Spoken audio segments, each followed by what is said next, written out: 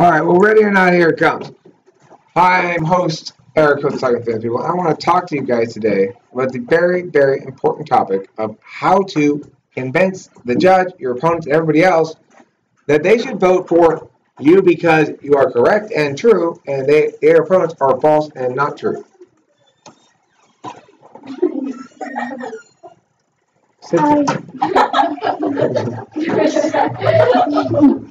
Okay, that's like this. First of all, we talked about the evidentiary rule stuff a bunch. What I want to make clear now is some of the ways in which we deal with lay judges. Galena, you are ignoring everything I told you. Winston, you find a way to prop that phone up. You're not holding it with one hand or two. You prop it up so that you don't have to hold it, and then you write with your other hand. Figure out a way to do it. You should always film sideways anyway. Don't film up and down. Yeah, filming up and down is dumb. Film sideways. I've seen videos for that, I will not film this for the sake of. If you're either you can't, you may or may not film it depending on if you want to. What you have to do, regardless, is take notes. Okay, the filming is something you may choose to do, but it should not. It is not instead of notes. It's in addition to it. So, Okay. what you go you. Yeah. Yeah. Do we have to write me out in our notes? Yeah, you should have written it twice by now at least. Okay. Now look. All right, here we go. Let's actually talk this through without any more interruptions. So, you need to explain to the judge what they need to do. Winston, I'm tired of you ignoring me. Prop up the goddamn phone or turn it off.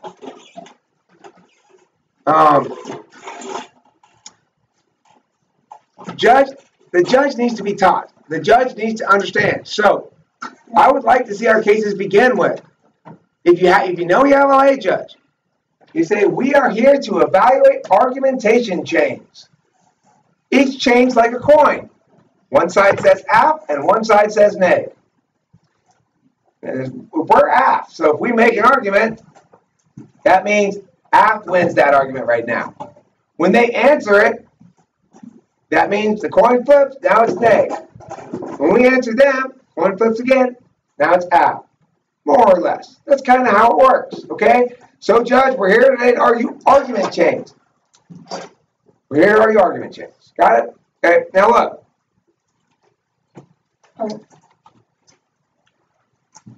We're presenting today a case built upon reality. The simple reality that probable cause actually is, in the real world, a standard by which evidence is admitted and not a rule for people who are searching. That's the reality. Our opponents, maybe even you, Judge, misunderstand the nature of this and think that it is a rule for people who search. But we have established for the purpose of this round clearly, we will shortly, that it is what we say it is. And because it is what we say it is, and their impacts are based on something else, you can't vote for them. Here's the thing, Judge. A debate round is like a basketball game. The team at the end who has the higher score on the scoreboard when time runs out is the winner. The referees don't get to decide that the other team won anyway. Now, a lot of times in debate rounds, it can get a little mushy. In this round, it's going to be clear as day. You have two clear choices, one of which will be more well supported than the other. Clear choice number one. Probable cause is a standard the courts use to determine admissibility of evidence. Number two, the reason for this is because two things. Number one, the Fourth Amendment, probable cause doesn't say anything at all about punishments for people who break a rule. That's because it's not a rule. It's a standard. So the first mistake my opponents make in understanding it is they think it's a rule. Is it a rule, Galena? What is it? Okay, so the difference between a standard and a rule is that a rule sacrifices accuracy for consistency. A rule sacrifices accuracy for consistency. A standard sacrifices consistency for accuracy, supposedly. Okay? How does this work? Well, if it were a rule, there would be a consequence for breaking it. If it were a rule, there would be a consequence for breaking it. Ada, did you write it down? Did you write it down? You're pretending like I'm not speaking words. Did you bring yourself one piece of paper to class today that you brought, and you're trying to fit every single note on one piece of paper instead of asking for another piece of paper? Will somebody give this woman a piece of paper, please? Somebody, please give her a piece of paper. Thank you, Galena. Okay. Now, note this, Judge. My opponents will not be able to produce for you an outcome that happens when a search does not conform to the probable cause standard for the person who conducted the search. In other words, my opponents will not be able to tell you any consequence for a searcher who breaks the probable cause rule. The reason for that is it's not a rule, and there is no consequence for breaking it. Okay? It's not a rule, and there is no consequence for breaking it.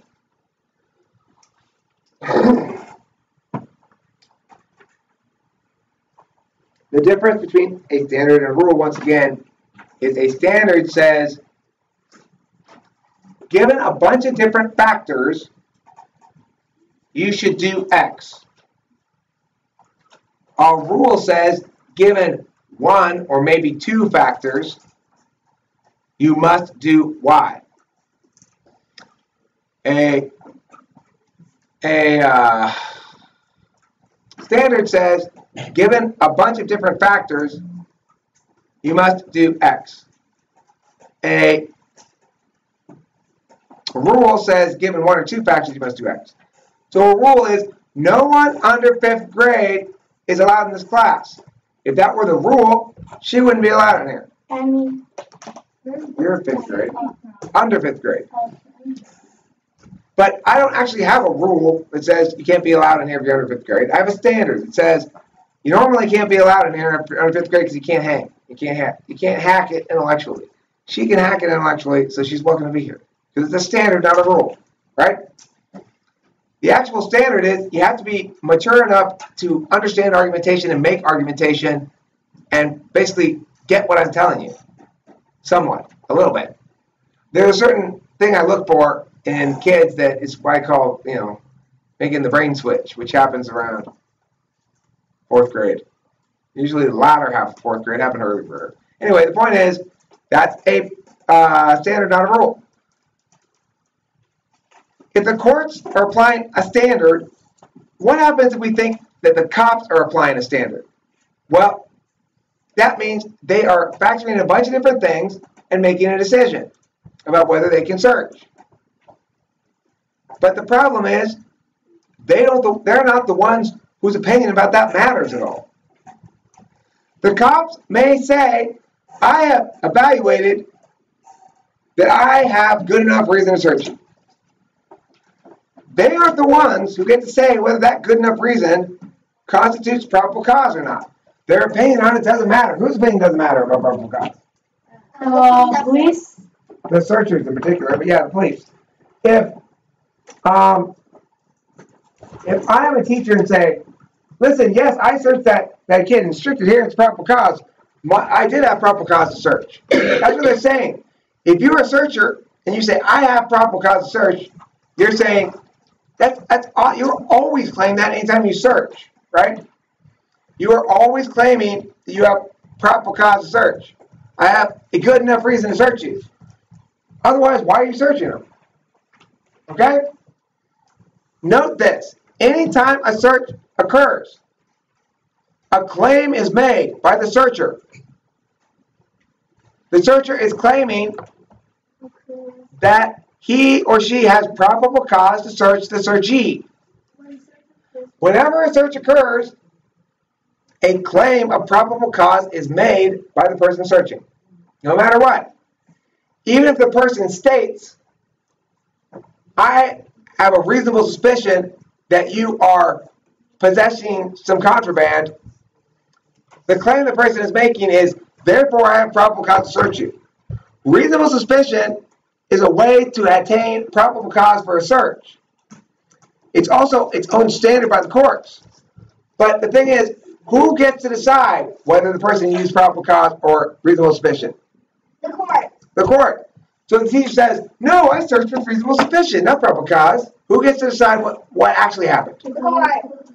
Does it matter what she thinks at all? No. That's part of the reason. How do we know it doesn't matter what she thinks? Because not only can what she thinks determine whether it is probable cause or not, but her wrongness about that can't what? Can't be used to do what? Allison, can't be used to do what? Search. To determine whether or not she's probable cause. The admissibility of the evidence. Qualified immunity. What does that mean? If I say, Catherine, put that goddamn phone away, I want it in your backpack, or you go outside and play with it. Because if you're sitting here, you make me feel as though you represent some speck of what I'm doing rather than whatever the hell it is you're doing. What are they talking about? Qualified immunity. What does that mean? If I violate your rights, what does that mean? It means you still can't convict the people who are searching. Very simpler answer. What does it mean? It protects government officials from the liability for some damages. Simplest way to put it. If I violate your rights, right now, I'm a private citizen. If I decide to punch Eric in the face, then I violated his rights. What can he do? Can he arrest me? No. Can he put me in jail? No. Will I be arrested and put in jail? Yes. If I punch a fifth grader in the face, yes, I will definitely be arrested and put in jail. But not by him. Who's going to arrest me and put in jail? The cops. The cops. All right, now, if a cop does that to him, punches him in the face, He won't be arrested. He won't be arrested. okay. Now let's talk about searching again, right? If I am a teacher and I say, I'm a public school official, I'm a teacher, and I have a good reason to think that you have a bomb in your pocket. Empty out your pockets. Okay. Eric, We don't. the proper, even in pretending, Eric, the proper response to turn out your pockets is hell no. Okay, I want you guys to understand that. You will be caught by surprise at some point. Some authority figure is going to come up to you and they're going to try to demand something of you that they shouldn't be able to demand of you. Okay?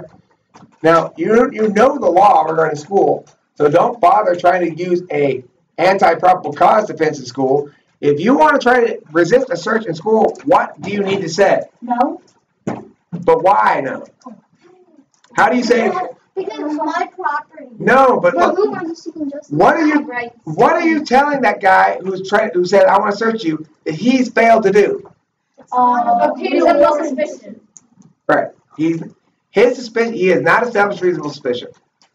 Sir, you have not established reasonable suspicion. I am informing you of that fact. I want to further inform you right now that if you have been informed of these things and you're aware and willfully and knowingly violate my civil rights anyway, then you forfeit the protections afforded by the qualified immunity precedent. So, sir, if you persist in searching me, know that you do so fully informed, and I'll be able to sue you. Okay? You have to lay it all out for them. Otherwise, they won't stop. Let's do what they want. They think they can get away with it. You say, before I will do so, I will follow your order in a second, but I want to explain something to you. Okay? That is not reasonable suspicion. Eric, this is what you tell the teacher or principal who wants to search you. Okay? Regardless of what their justification is. Remember, it's a standard, which means open to debate. It's not a rule. Rules aren't open to debate. Standards are. The principal, you say, listen, searcher, you have an established reasonable suspicion. If you're on a school campus, if you're off a school campus, you don't have probable cause. Okay? If you're on a school campus, you have an established reasonable suspicion. I have now informed you of that fact, and of the fact that since you are informed, you would knowingly and willfully be violating my civil rights to conduct a search anyway, and that means you would forfeit your qualified immunity protections. And since I've informed you of all that, if you persist anyway in your course of action, you are subject to lawsuit, sir, and I will sue you. You need to tell that to any authority figure who wants to search you, except for the following context: administrative searches. When you go into the courthouse and you put your stuff through the metal detector, there's no point in complaining about it. That's an administrative search. It's going to be conducted on you. If the search is conducted on every single person, every single time they enter a building, that doesn't count. That's an administrative search, and you're never going to win any arguments on that ground because it's pointless. It's pointless to fight that ground. It doesn't matter. The problem with searches is not that they are necessarily so invasive, because an administrative search isn't really very invasive.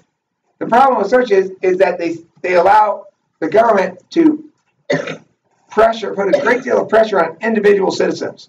The government searches Henry and has his ass in court and tied up in all kinds of legal matters for years. It doesn't affect any of the rest of us directly. So we don't feel the impact of that unconstrained search protocols that the probable cause affords. What can't you do if it's a rule, though? You can't say, you failed to have a shirt on, but I do have a shirt on. Right? That's the problem with saying you failed to meet this rule. You failed to meet the standard. The standard says you're supposed to be appropriately dressed. You failed to be appropriately dressed. Your shirt's untucked and your socks are the wrong color. That's not appropriately dressed. Appropriately dressed means you simply have to have on a coat and tie. I have a coat and tie on. No, it also includes a top hat. You'll note I am wearing a top hat. You need to be wearing a top hat. You are not appropriately dressed. Out you go. That's a standard, right? Versus you must have shirts, no shoes, no service. That's a rule. It's binary, right? I either have my shoes on or I have my shoes off. There's no, very few times am I going to walk around like this with my shoes half on and half off. Right? That's not going to work. So it's a rule, and it's binary, and you can't argue really, this skin counts as my shirt, right? You can't really argue that very successfully. So the point is here, one key distinction to make is the standard of probable cause has a rule in it, and the standard of reasonable suspicion does not. The standard of probable cause, Eric, has a rule in it, and the standard of reasonable suspicion does not, Winston. The standard of probable cause has a rule in it, and the standard of reasonable suspicion does not. The rule for probable cause is there has to be a fact. The rule for probable cause is there has to be a fact. I can reasonably suspect you of drunk driving because you swerved in the lane. But that's not a fact that supports drunk driving, okay? It's a fact that correlates sometimes with drunk driving. It's not proof of drunk driving. People who are totally sober can still swerve. So swerving in lane might be reasonable suspicion to pull someone over for drunk driving. It's not probable cause to arrest them for it. Probable cause to arrest them for it would involve a fact, such as a breathalyzer test result. So let's say you get pulled over for drunk driving because you were swerving and you weren't drunk. The cop will give you a test, either a field sobriety test where he says, let's see how drunk you act, or a breathalyzer test, which is scientific, and it says, this is what your blood alcohol level is. And it'll tell you it'll tell the cop how much you had to drink. So let's say I get pulled over for swerving. What standard will the courts use to determine whether the cop pulling me over was okay or not? Reasonable suspicion. They use reasonable suspicion to determine if it's okay for the cop to pull you over. Now, once he's pulled you over, if he arrests you and takes you to jail and says, book this guy for drunk driving, what standard will the court use when they determine if that was okay for the cop to do? Probable cause. Probable cause. And what does probable cause require the cop to have if that evidence is not at least one fact? Okay? The fact for drunk driving is going to be either a breathalyzer test or failing a sobriety field sobriety test. And the thing is, it doesn't matter if you fail this field sobriety test, that's good enough reason to arrest you, even if they don't have any breathalyzer evidence that you were drunk. And it's good enough reason to convict you, even if you don't have any breathalyzer test evidence that you were drunk. Which is why, anytime you're not drunk, you should skip the field sobriety test and go straight to the breathalyzer. Okay? If you get pulled over for drunk driving and you haven't had any alcohol to drink, you should ask to be given the breathalyzer test immediately. You can do that. They will give it to you, and you'll pass it, and they'll let you go. Okay? Because... Anybody want some leftover? All right, okay. Only people who went to full. Oh, fine. Anybody who wants a little bit of chicken, But look, know that it does have. It's a good idea if you want to come over here and hygienically take a piece of chicken because it does have a metaphysical boosting power. Because look, as you eat it, you can feel the little spirits of your dead enemies converting into chi inside of you.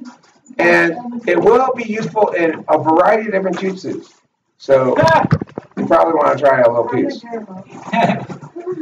Remember, the only chickens that have gone through the transubstantiation ritual have this magical power. So you can't just go get another chicken and expect to have the same thing happen.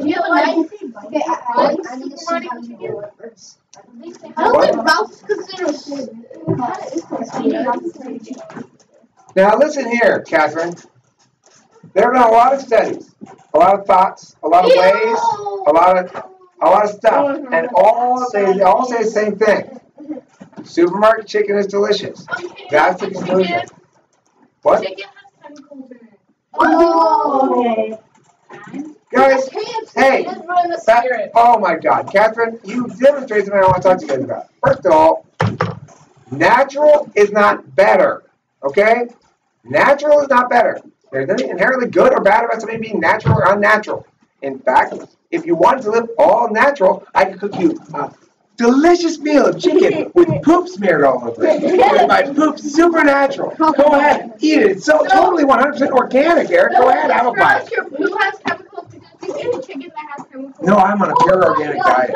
I'm on a purely organic diet, Catherine. I have no preservatives, chemicals in me. No, chicken is all Catherine Zibbit. Catherine Zibbit. First of all, there are not chemicals in the chicken. I don't know what Catherine said that. And second of all, to the extent that there are like any kind of, I mean, that has like nothing in it. That's a straight up chicken that's been cooked by the supermarket. Catherine, close your goddamn mouth. Now listen, I want all you guys to remember what I was saying about the topic actually stuff before we got sidetracked with the chicken. You see, even our dead enemies, they seed dissent within our ranks. You see how it's broken us apart as a team? how? That's why we have to eat them all. Otherwise, they cause Catherine to voice dissent. Catherine, that's the spirit of our dead enemies talking. Now, the point of this, oh, for God's sake, this girl's so difficult. It's one of my more difficult children ever. Bottom line, teach that judge. Okay. Teach the judge. No, judge, you're not going to vote on that. You have no cause to. The reason you need to vote for us, judge, is we want this argument changed because of this very precise warrant. That means it is standing. If you vote for the other team after the round, and we ask, why did you vote for them? You have to account for that. I want to start our speeches with the following. Hey, yeah, not quite done. Oh my God. Natalie, I said I am not quite done, and you're telling on Catherine to Evelyn for some reason about what Catherine said. About chickens having chemicals. It's true. It's not true. You know what, Catherine? You have chemicals in you. Oh, you have natural chemicals. But Catherine disturbed my appetite, so please don't.